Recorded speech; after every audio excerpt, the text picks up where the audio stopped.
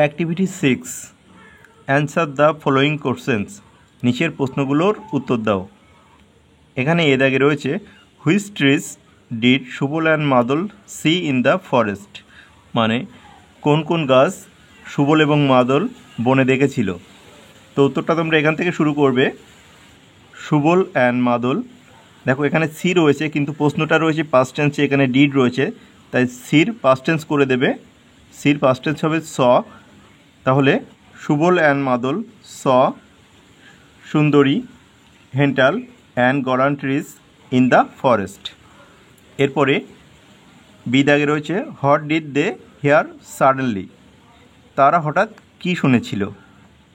তো এটার উত্তর হবে সাডেনলি দে, এখানে হিয়ার রয়েছে, এখানে আমরা হিয়ার ভার্বটাকে পাস্ট টেন্স করে দেব। তাহলে সাডেনলি দে হার্ড এ ডেফেনিং রোয়ার অফ এ টাইগার, হঠাৎ তারা কানে তালা লাগানো একটি বাঘের গর্জন শুনেছিল। এর পরের প্রশ্ন why was the forest dark, কেন বনটি অন্ধকার ছিল। তাহলে এই প্রশ্নটা তোমরা এখান থেকে শুরু করবে। The forest was dark because the dense trees block sunlight, মানে বন অন্ধকার ছিল কারণ কোনো গাছপালা সূর্যের আলোকে আটকে দিয়েছিল। আর শেষের প্রশ্ন why did the tiger amble away, কেন বাঘটি চলে গিয়েছিল।